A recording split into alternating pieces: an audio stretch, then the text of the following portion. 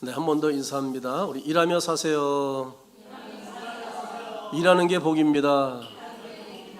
네, 우리 열심히 주일하며 살기를 주의 이름으로 축복합니다. 세상을 사는 사람 중에 많은 사람들이 소외감을 가지고 사는 사람도 있습니다. 때로는 자기 혼자 벌어진 것처럼 외로울 때가 있습니다. 심지어 부모가 있고 형제가 있고 자식들이 있어도 남편과 아내가 있어도 종종 혼자라는 생각이 들 때가 있지요. 그래서 이것저것에 빠져보기도 하고 취미 활동도 해보지만 그 어디에서도 진정 마음의 평안을 누리지 못하는 경우가 종종 있습니다. 더구나 질병 속에 오래 있다 보면 더욱더 불안감과 외로움의 그 파도는 더욱 높아만 갑니다. 그런데 오늘 본문에 그런 사람이 등장하는 것을 발견하게 됩니다. 38년 된 병자는 꿈도 소망도 없는 불쌍한 사람입니다. 그는 가족도 친지도 없는지 아무도 돌보는 사람 없이 버려진 채 베데스다 목가에 외롭게 누워 있었습니다. 곳에는 많은 병자가 있었다랍니다. 또 맹인도 다리 저는 사람도 혈기 마른 사람도 있다고 했습니다. 그때 예수님께서 나타나서는 38년 된 병자에게 말합니다. 일어나 내 자리를 들고 걸어가라 명령하심으로 병을 치료해 주었다는 것이 오늘 본문 내용입니다.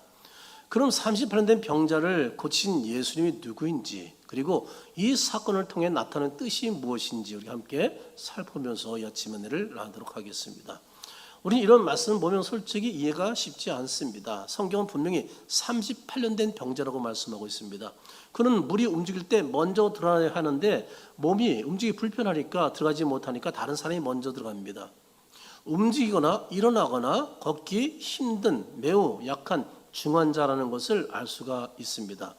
그런 그에게 하는 말이 일어나 내 자리를 들고 침상을 말합니다. 걸어가라. 물론 접이식이겠죠.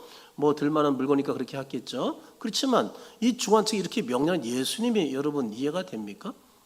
일어나기도 힘든 사람에게 자리를 들고 걸어가라니 말입니다. 뭐 일어나라고 해도 일어날까 말까 한데 이런 질문한다는 거죠. 이게 가능한 일이에요? 그는 걷고 뛰고 싶을 때가 얼마나 많겠어요. 근데 자기 뜻대로 잘 안 되는 거잖아요. 그런 마음이 굴뚝 같지만 움직이지 못하는 사람에게 예수님은 일어나 자리를 들고 걸어가라 라고 말씀하고 있습니다. 그는 물이 움직이는 걸 보면서도 저기 가야지 제일 먼저 들어가야지 하면서도 가지 못하고 소망만 갖고 있는 사람이잖아요. 그런데 다른 사람들이 들어가서 치료받는 기적이 있었는지 모르지만 그렇게 믿고 있으니까 말이죠. 그런 사람 볼 때 얼마나 부러웠을까. 나는 왜 이럴까? 이렇게 살아야 되나라는 그런 좌절을 얼마나 많이 엿보았을까요? 근데 그는 그렇게 인생을 낭비하면서 외롭게 죽어가고 있었습니다. 그런 그에게 예수님께서 다가오신 겁니다. 그럼 38년 된 병자에게 다가오신 예수님 어떤 분인가? 첫째는 자비와 긍휼이 풍성하신 분이십니다. 1절 말씀 우리 한번 같이 읽어보겠습니다.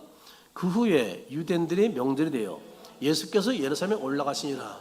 지금 예수님 어디를 가고 있다고요? 예루살렘을 향해서 지금 올라가고 있습니다. 왜 올라가고 있나요? 여기 뭐라 그랬어요? 유대인의 명절을 지키기 위해서였습니다. 여러분 여기서 유대인의 명절은 당시 여러 가지 명절이 있었어요. 뭐 불임절, 유월절, 수전절, 그리고 또 뭐 초실절, 뭐 초막절 등등 여러 절기가 있었습니다. 그런데 정확하게 어떤 절기인지 알지 못하지만 학자들의 공통된 의견은 초실절일 것이다 라고 말을 하고 있습니다. 그리고 2절 상반절을 보시기 바랍니다. 예루살렘에 있는 양문 곁에 히브리 말로 베데스다라 하는 못이 이렇게 나옵니다. 여기서 양문은 예루살렘 서북쪽에 있는 작은 문입니다. 느헤미야서 3장 1절 상반절을 보면 이렇게 기록되어 있습니다. 그때 대장 엘리야십이 그의 형제 제사장들과 함께 일어나 양문을 건축하여 성별하고 문짝을 달고라고 말한 것처럼 대상 엘리야십이 그의 형제 제사장과 함께 어떻게 해요? 그 양문을 건축했다는 것을 알 수 있습니다. 그것이 양을 데리고 출입하던 그런 장소였습니다. 바로 그 양문 곁에 베데스라는 못이 있었다는 것이죠.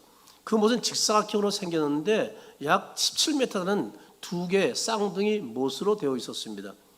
베데스라는 뜻이 뭐냐? 자비의 집, 은혜의 집이라는 뜻입니다. 그곳에 기념교회가 지금 세워 있는데 교회 출입문에는 오늘 본문 요한복음 5장 이 본문이 각 나라 말로 지금도 기록되어 있습니다. 그 베데스다의 못가에 수많은 병들이 천사가 나타나 물을 동하기만을 기다리고 있는 겁니다. 바로 그 자리에 천사보다 뛰어나신 천사보다 위대하신 예수님이 나타나신 겁니다. 5절 6절을 우리 한번 다 같이 한 목소리 읽어보겠습니다. 거기 38해 병자가 있더라. 예수께서 그 누운 곳을 보시고 병이 벌써 오랜 줄을 아시고 이르시되 내가 낫고자 하느냐. 여기에 등장하는 38해 병든 자, 이렇게 한마디로 다른 말로 하면 불치병 환자라고 말하면 됩니다. 인간의 노력과 힘으로 도저히 치료할 수 없는 병을 가진 사람을 의미합니다. 그는 질병과 싸운 지 몇 년 됐다고요? 38년. 소망이 없다는 겁니다. 그래, 그 누구도 돌보지 않는 홀로 버려진 불쌍한 사람입니다. 그 누구도 관심 갖지 않습니다. 그 많은 환날 중에 누워서 꼼짝도 못하는 가장 불쌍한 처지에 있는 환자가 바로 이 38년 된 병자인데, 이 병적에 예수님이 다가갔다는 사실입니다.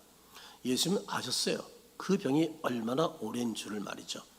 예수님은 전지하신 분이십니다. 예수님 모르는 것이 없는 분이십니다.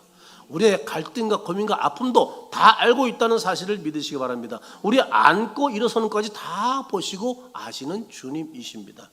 우리가 얼마나 외로운지, 얼마나 힘들어하는지 가족도 모르고 교인도 모르고 목회도 모르고 성도는 모르다 할지라도 우리 예수님은 다 알고 계신다는 말씀입니다. 그렇게 우리에게 소망이 있는 줄로 믿습니다. 우리에게는 그 말씀이 위로가 되는 줄로 믿습니다. 예수님 지금도 모든 문제를 알고 있기에 우리의 기도소리를 다 듣고 있다는 것도 믿으시기 바랍니다. 그 예수님께서 병자에게 묻습니다. 6절 하반절에 내가 낫고자 하느냐. 아마 이런 긍정의 질문, 38년 사는 병자가 지금까지 들어보지 못한 긍정의 질문이었을 거예요. 아니, 아무도 감히 이런 질문을 할 수가 없었을 거예요. 이거 아무나 할 수 있는 질문이 아니잖아요. 그럼 예수님께서는 이 38년 병자에게 왜 이런 말씀한 건가요? 더욱 낙심하고 절망 속에 빠지게 만들기 위해서 이 말씀한 건가요? 안 될 일을 갖고 말이죠. 이런 질문할 때 여러분 기대는 할까요? 환자는? 그가 누군지도 모르는데 아직까지? 예수님 오랜 절망 속에 빠진 그에게 살 소망을 주시기 위해서, 아멘이죠? 이 말씀한 겁니다. 내가 낫고자 하느냐라고 말입니다.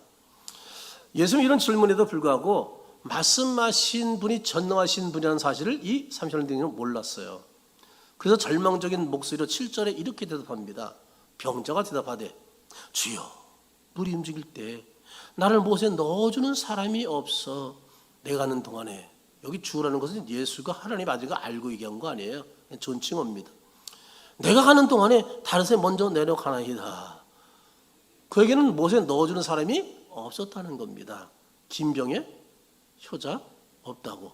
그에게는 친구도 가족도 친지도 다 떠나고 홀로 외롭게 목가에 누워 있습니다.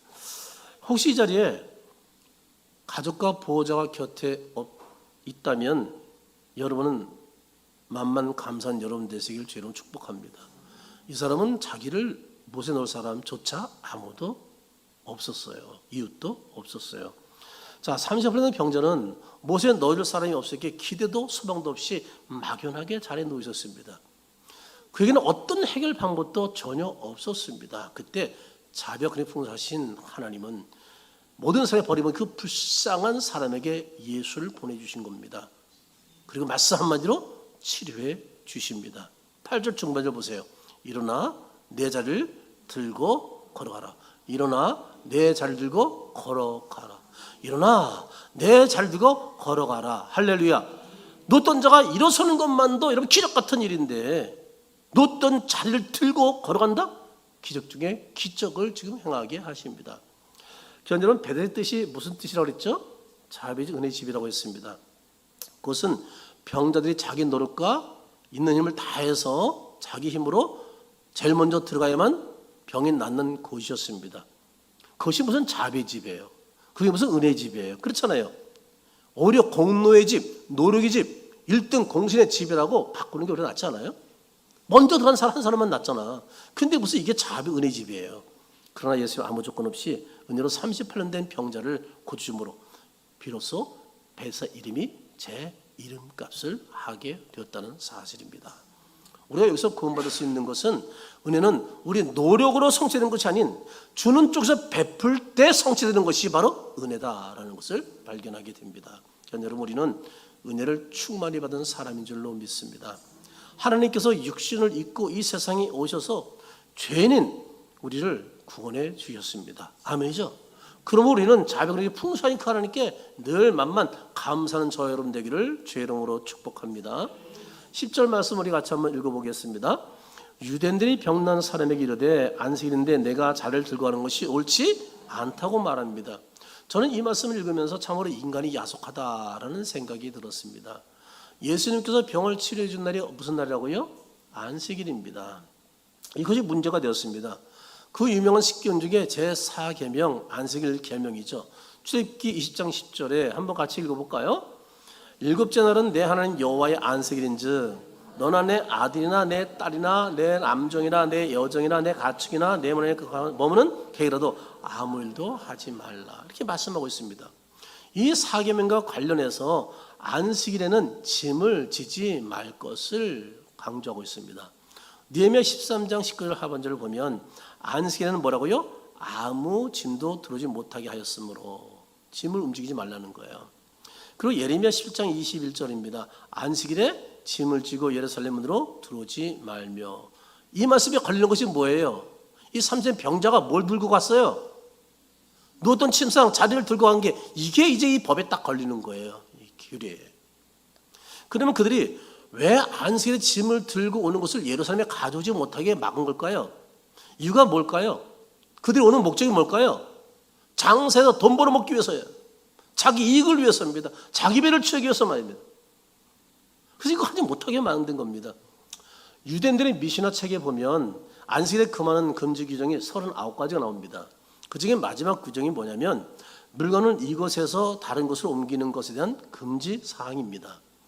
안식일에 자기 이익을 위해서 물건을 가는 것을 허락하지 않는 죄로 규정한 것을 말하고 있습니다. 그럼 한번 생각해 보시기 바랍니다. 38년 병자가 자리를 들고 간 것이 돈을 벌기 위해서요? 자기 이익을 위해서인가요? 그는 오직 예수님의 명령 뭐예요? 순종하여 믿음으로 잘 들고 간 것 뿐이지 그것 때문에 자기 어떤 유익을 얻기 위해서 돈을 많이 벌기 위해서 이런 행동을 한 것은 아니거든요. 자기 속을 불리려고 전혀 그런 생각이 없죠. 어떤 이익 챙기려고 한 것이 없다는 사실입니다. 예수는 오직 명령에 뭐예요? 순종했어요. 그리고 자리를 들고 갔습니다. 그래서 병자가 대답하기를 11절에 이렇게 말합니다. 나를 낫게 한 그가 자리를 들고 걸어가라 하더라. 아직 누군지 몰라.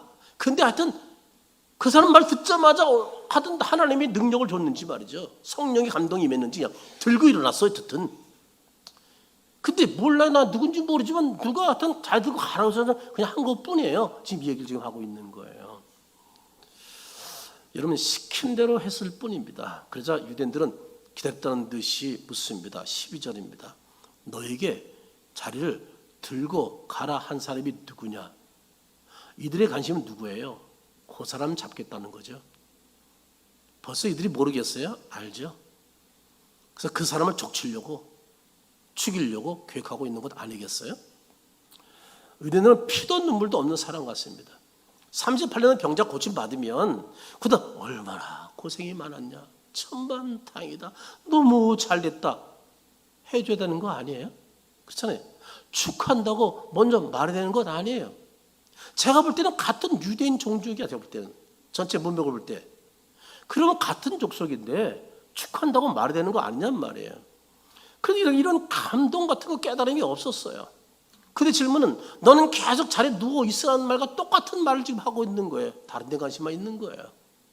그러므로 이런 질문 받은 병자가 얼마나 속상하고 가슴이 아팠을까요?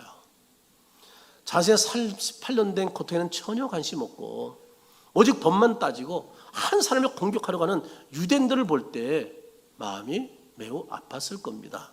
혹시 이 중에 다른 사람이 병을 낫거나 은혜 받거나 잘 되는 것을 보면 비난하거나 시기하거나 정죄했던 분은 있지 않나요?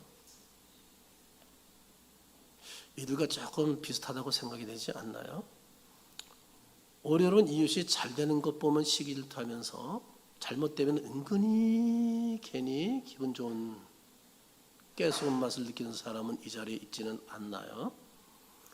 심지어 이런 마음은 갖지는 않겠죠. 은근히 다른 사람이 잘못되기를 바라는 마음 말이죠. 설마 기독교는 이런 마음까지 가면 안 되겠죠. 우리 중에는 유대인들처럼 법만 따지고 한 영혼의 소중함을 가볍게 여기는 사람이 없기를 바랍니다. 우리는 예수님처럼 다른 사람이 기뻐할 때 같이 기뻐하고 슬플 때 같이 슬퍼하는 자비와 긍휼이 풍성한 성도가 되기를 주의 이름으로 축원합니다. 두 번째로 38년 된 병자를 고친 예수님은 죄를 사는 권세를 가지신 예수님이십니다. 우리 14절을 같이 한번 읽어보겠습니다. 그 후에 예수께서 성전에서 그 사람을 만나 보라, 내가 나았으니 더 심한 것이 생기지 않게 뭐라고요? 다시는 죄를 범하지 말라 합니다. 병 고침 받은 사람은 예수를 어디서 만났다고요? 성전에서. 제가 유대인이라고 말하는 거예요. 그렇게 예배하러 간 거예요. 병이 낫자마자 어떻게 했다고요? 하나님께 예배하러 갔어요. 얼마나 귀한 사람이에요. 성전에서 만난 예수님은 병 고침 받은 사람에게 하신 말씀이 매우 중요한 말씀하고 있습니다. 보라, 내가 나았으니 더 심한 것이 생기지 않게 해서 어떡하라고요? 죄를 범하지 말라는 겁니다. 여러분, 이 말씀을 통해 깨닫는 것이 뭐예요?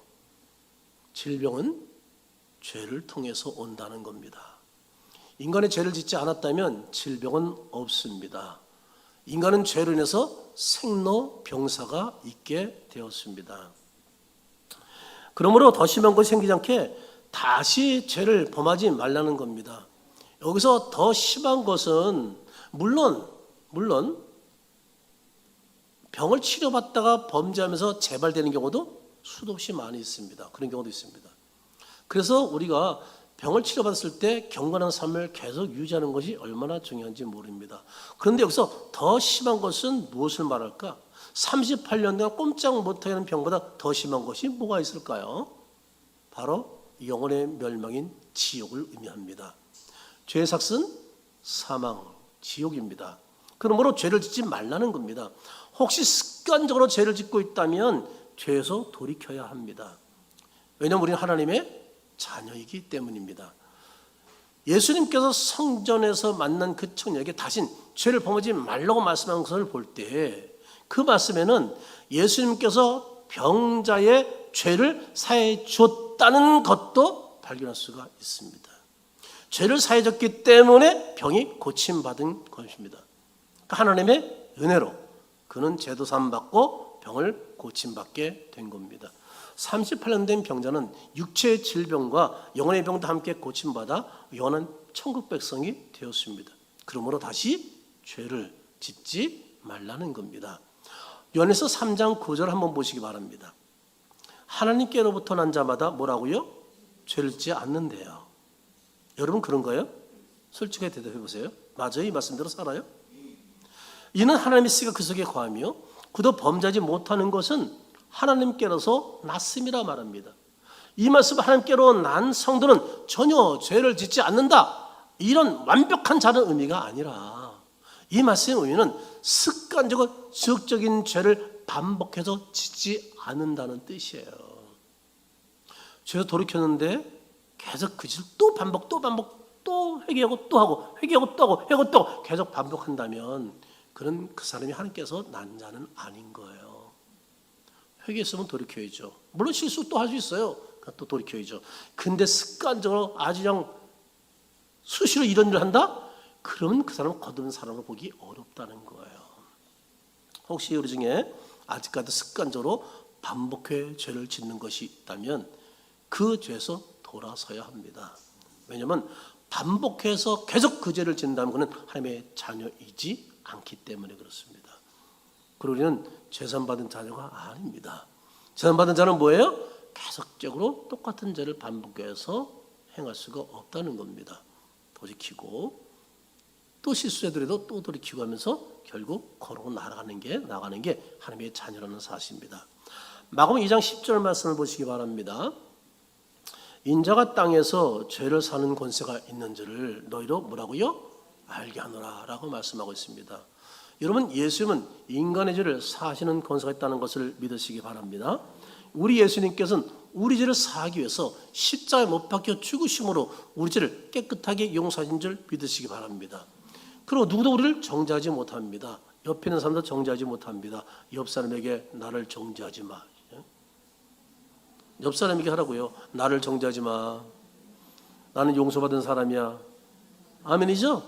이 사실 잊지 마시기 바랍니다. 그래서 우리는 죄인끼리 서로 정죄하지 말아야 돼요. 그런데 교회 안에서도 이런 일이 쉽게 일어나 안 일어나요? 일어나죠? 그래서 다툼이 많이 일어나요. 그래서 교회 안에 얼마나 이게 성경을 제대로 해석해서 이해하는 사람이 별로 없으니까 그런 일이 일어나는 장소인 거예요. 그러니까 우리 교회 같은 경우는 그런 일이 있어 없어요? 왜? 성경을 너무 잘하니까. 그러니까 우리가 서로 다툴 일이 없죠. 서로 정죄할 일이 없죠. 내가 죄인데 누굴 감히 정죄해. 그렇잖아요. 물론 판단 자체가 잘못된 건 얘기하는 건 아니에요. 잘못된 판단할 수 있죠. 그리고 우리가 교회 안에서도 어떤 규칙대로 행동할 수는 있겠죠. 여러분, 저와 여러분은 다 어떤 사람이라고요? 죄를 사함받은 의인이 되었습니다. 그렇죠? 그러면 주님이 인정해 준 것이죠. 우리는 의인은 될 자격이 없지만 주의 십자가의 은혜로 우리는 의인이 된 것이죠. 주님이 나를 대신해서 십자가에 못 박혀 죽으셨기 때문에 그 은혜를 믿음으로 우리는 하나님의 자녀가 됐고 의롭다함을 얻게 된 줄로 믿습니다. 그럼 우리는 누구도 정죄할 수가 없는 거예요. 저와 여러분도 남을 쉽게 정죄하지 말자고요. 아멘이죠? 오히려 아직도 부족하지만 의롭다고 인정해주고 잘 섬겨주고 서로 축복하고 세워주고 아멘이죠? 그럼 더욱 아름다운 공동체가 될 줄로 믿습니다. 우리 예수님은 죄사는 권세를 가지신 분인데 에베소서 지금 먼저 마태복음 20장 28절 안 읽었죠? 한번 읽어보겠습니다. 우리 마태복음 20장 28절 다 같이 읽어볼까요? 이것은 제사함을 얻게 하려고 많은 사람을 위하여 흘리는 바 나의 피 곧 언약의 피니라. 예수님께서 우리를 위해서 피 흘려 죽으셨죠. 우리를 뭐 하려고요? 죄사함 얻게 하려고.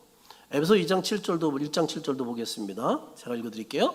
우리는 그리스도 안에서 그의 은혜의 뭐라고요? 풍성함을 따라 그의 피로 말미암아 어떻게 했다고요? 속량 곧 뭐요? 죄사함. 그러니 우리가 예수 믿는 순간 우리는 어떤 사람이 됐다고요? 죄사함 받은 사람, 의로운 사람이 됐다. 아멘이죠? 그러니 누가 나를 감히 정죄할 수 있다 없다? 하나님도 정죄하지 않는데 예수님이 나를 의롭다고 인정해 주시는데 감히 누가 정죄하겠어요? 그래서 우리는 서로 정죄하지 말란 말이에요. 왜? 주님이 의롭다고 인정해 줬으니까. 아멘이죠? 그리고 우리 스스로도 참 사탄이 악한 마귀가 누가 자꾸 나에게 정죄도 예수 이름으로 물러갈지어다 나는 주님 때문에 용서받은 의인이야. 할렐루야. 담대하기 바랍니다. 그래야 우리는 영적 전쟁에 승리할 수 있어요. 그렇지 않으면 패배합니다. 그래서 예수님 말씀 믿고 말이죠. 하나님 말씀 믿고 우리는 의롭다를 얻었다고 믿을 때 우리가 당당할 수 있어요. 왜요? 솔직히 우리 예수 믿지만 실수한 번 있어 없어요? 수시로 해요. 그럼에도 불구하고 주님이 우리를 믿는 거 하나 때문에 의롭다고 인정해 줬어요. 이걸 믿는 거예요. 그래서 당당하게 나가는 거예요. 여러분 늘 당당한 믿음을 갖고 살기를 주의 이름으로 축복합니다. 우리 예수님께서 제3의 권세를 가진 분이기 때문에 그분이 우리 죄를 용서해 주셨다면 누구도 우리를 정죄할 수 없는 줄로 믿습니다. 그러면 그런 사람으로 이웃을 대하기를 주로 축복합니다. 성도를 대하기를 바랍니다. 38년 된 병자의 병을 고쳐주기를 원했지만 우리 예수님은 그보다 그의 영혼의 병을 고쳐주기를 원했던 겁니다. 그러니까 여러분 우리 중에 육체 질병을 가진 분은 주의 은혜로 고침받기를 바랍니다. 그러나 그보다 더 먼저 영혼의 질병을 고침받기를 제 이름으로 축복합니다. 자, 한 가지 더 말씀드립니다. 하나님은 예수님은 어떤 분이냐면 바로 하나님과 동동하신 분이다. 어떤 분이라고요? 하나님과 동동하신 메시아입니다. 우리 15절을 같이 한번 읽어보겠습니다. 그 사람이 유대인들에게 가서 자기를 고친 이는 누구라고요? 예수라니라. 예수님 베데스다 목가에 있는 수많은 병들 가운데 가장 오래되고 가장 고치기 힘든 38년 된 병자를 고쳤습니다. 병자들은 천사가 내려 물을 동하기만을 얼마나 손꼽아 기다리고 있었겠어요. 근데 예수님은 물을 동하지도 않고 어떻게 했어요? 말씀 한마디로 가볍게 중환자를 고쳤습니다. 즉 예수님은 어떤 분이라고요? 천사보다도 뛰어나신 하나님이십니다. 아멘입니까? 천사는 물을 동해야 됩니다. 근데 제일 먼저 들어가는 한 사람 살릴 수 있습니다. 근데 예수님은 물도 동하지 않고 어떻게 해요? 가장 중한 자를 고쳤다는 거예요. 말씀 한마디로. 대단한 거죠. 예수님은 못 고칠 병이 없다는 것을 믿으시기 바랍니다. 예수님은 전능하신 분이라는 것을 믿으시기 바랍니다. 그럼 왜 예수님은 그 많은 병자를 다 고치셨고 38년 된 병자 한 사람 딱 골라서 고친 걸까요? 그 이유가 뭐예요? 예수님께서는 이 세상에 병만을 고치러 오신 분이 아니기 때문이에요. 예수는 그보다 우선 영혼의 병을 고치기 위해서 오신 분입니다. 아멘이죠? 그러니까 그래요. 수많은 사람들이 서로 막 기도하는데 왜 누군 고치고 누군 안 고쳐주냐고 이런 얘기하는 경우가 있어요. 주님이 늘 다 고쳐주면 나중에 지구가 복잡해질 거야. 가는 사람도 있어야지 새 사람이 또 나올 거 아니에요. 지구가 이제 한계가 있을 거 아니에요. 근데 우리는 육신이 오래 사는데 인생의 목적이 있는 게 아니에요. 이 자리에 계신 분들 육신이 오래 사는데 목적 두지 마세요. 우린 육신이 아니고 영혼이 영원토록 사는데, 할렐루야, 여기에 목적이 있는 사람이에요. 그래서 예수님께서는 가장 오래된 병자를 한 사람만 고쳐준 거예요. 나는 이 세상에 환자 고치는 사람이 아니야. 여러분 착하지 마세요. 교회 나오면 다 고침받는 거 아니에요. 목숨이 안 서면 다 낫는 거 아니에요. 예수님도 그렇게 못했어요. 예수님이 고치러 오신 분이 아니라 이것은 하나의 표적이야. 구원자라는 오신 모든 영혼들을 주 앞으로 인도하기 목적으로 오신 것이지, 여기에 더 초점이 있다는 거예요. 이 사실 여러분 기억하시기 바랍니다. 17절 말씀 보겠습니다. 예수님께서 그들에게 이르되 내 아버지께서 이제까지 일하시니 나도 일한다. 예수님께서 무슨 할 일이 있어 지금까지 일한다는 거예요? 아주 창조가 남았다는 거예요? 도대체 무슨 일을 더 하시겠다는 거예요? 우리 18절을 한번 같이 읽어보겠습니다. 18절입니다. 유대인들이 이로 말미암아 더욱 예수를 죽이고자 하니 이는 안식일을 범한 뿐만 아니라 자기를 자기 친 아버지를 하여 자기를 하나님과 동등으로 삼으십니다. 여러분 유대인들이 왜 예수를 죽이려는 거예요? 두 가지 이유 때문입니다. 하나는 예수님이 안식일을 범했다는 이유입니다. 두 번째는 뭐라고요? 자기가 하나님과 똑같다고 얘기한 것 때문입니다. 이것 때문에 죽이라는 겁니다. 바로 신성모독죄. 결국 이것 때문에 예수 십자가에 못 박혀 죽는 겁니다. 여러분 여기 잠시 질문 하나 드릴 텐데 한번 대답해 보세요. 왜 예수님께서는 수많은 병자 중에서 유독 가장 오래되고 치료가 불가능해 보이는 38년 된 병자를 고치신 건가요? 목사님이 조금 전에 다 해놓고선 또 물어보시네. 한번 생각해 보세요. 왜 유독 이런 사람을 고친 거예요? 이유가 뭐예요? 그 이유가 뭐예요? 예수님이 하나님과 동등한 능력을 가진 자격자라는 것을 보여주기 위해서요. 다시 말하면 이스라엘 백성들이 그렇게 흑수고대하고 기다리던 누구라는 거예요? 나는 메시아다라는 것을 보여준 사건이기.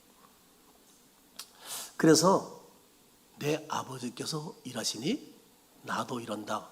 내가 하나님이다 라고 말씀한 거예요. 그러니까 들고 일어나는 거야. 신성모독죄로. 유대인들은 이 말이 무슨 말인지 다 알았거든요. 그럼 예수님이 이제까지 일하시는 것이 무엇인가요? 아버지가 일하니까 나도 일한다. 그럼 이제까지 일하는 게 뭐예요? 그것이 바로 자기 백성을 죄에서 구원하는 구원 사역의 일이에요. 그런데 그 구원 사역이 인간의 일이 아닌 하나님의 일입니다. 그래서 예수님이 하나님을 내 아버지라고 말하면서 내가 누구 일을 한다고요? 아버지를 한다고 이렇게 말하고 있는 거예요. 일 때문에 예수님 하늘 보좌 버리시고 이 세상에 오셨습니다. 그 이 일을 위해서 자기 목숨을 드린 겁니다. 그러면 지금은 부활 승천하셨잖아요. 누가 일을 해야 돼요? 다시 질문 드립니다. 여러분, 예수님이 이 세상에 오신 목적이 무엇인가요?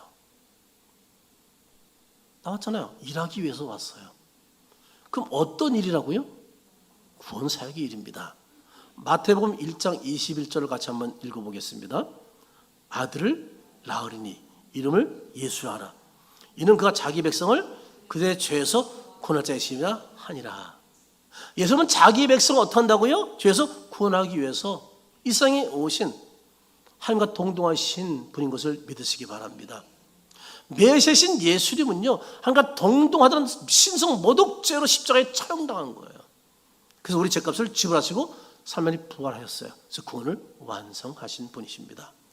그럼 우리는 예수를 그저로 믿음으로 값없이 구원받은, 선물로 구원받은 하나님의 자녀된 천국 백성인 줄로 믿으시기 바랍니다. 그러면 우리는 예수를 그저로 믿음으로 구원받을 뿐만 아니라 예수를 믿음으로 병고침도 받을 수 있다는 것도 믿으시기 바랍니다. 왜요? 예수만에 능치 못함이 없기 때문입니다. 그래서 우리가 아프면 어떻게 해요? 믿음으로 기도하는 거예요.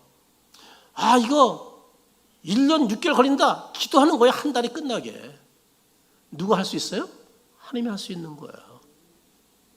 제가 그랬잖아요. 2시간 공차고 오고 운동하고 그리고 하루 종일. 그런데 이게 있을 수 없는 일이잖아요. 제가 협착이잖아요. 근데 하나님 진짜 제가 입으로 선포해서 그런지 모르지만 낫게 해주셔가지고 허리 아무 이상이 지금까지 없으니까 얼마나 감사한 거예요. 근데 교만하면 안 돼요. 왜요? 이거는 언제나 재발할 수 있거든. 항상 긴장해 있기여서. 그러니까 제가 바짝 긴장하는 거예요. 제가 여러 번 왜 얘기하는 거예요? 하나님이 함부로 다 안 건들게 하려고. 그게 아니고 제가 깨어있으려고 그러는 거예요. 이거 하나님이 이렇게 많이 좋아졌는데 혹시 내가 어리석어서 또 다시 힘든 일을 경험할까 봐.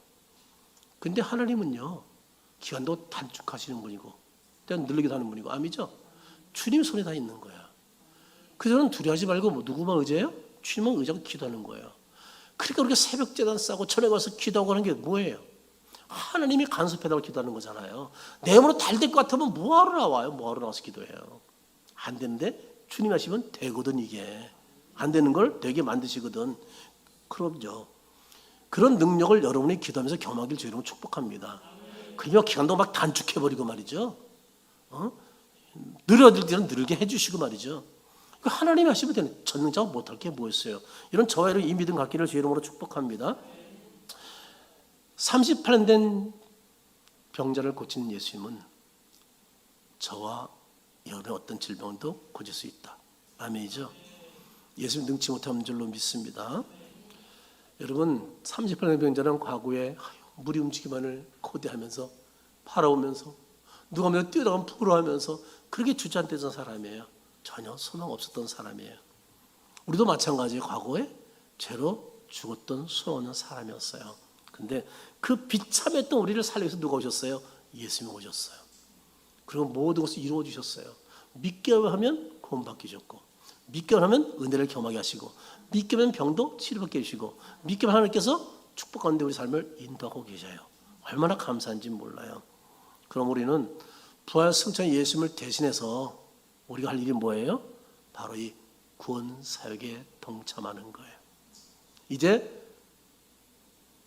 초청잔치가 3주 앞으로 다가왔어요. 아버지께서 일하시니 나도 일하는데 그 일을 지금 우리가 해야 하는 거예요. 이제 3주 남은 초청잔치 우리 힘쓰자고요. 그래서 한 영을 저 앞으로 인도하는데 집중하자고요. 여러분이 집중하면 가능한데 잊어버리고 살면 할 수 없어. 우리 함께 집중하자고요. 아멘. 그래서 우리가 3주에 늘 내가 만난 고객이든지 말이죠. 하여튼 어떤 사람 친구를 가지고 있는지 친척인지. 예진이는 아기를 낳음으로 된 거야. 3주면 벌써 나올 거 아니야. 그러니까 성공한 거야. 한 사람 낳았으니까 박수. 그런 거 성공한 거지. 아무튼 우리 잉태하자고 지금부터. 잉태해가지고 3주 후에 출산합시다. 너무 빠른가?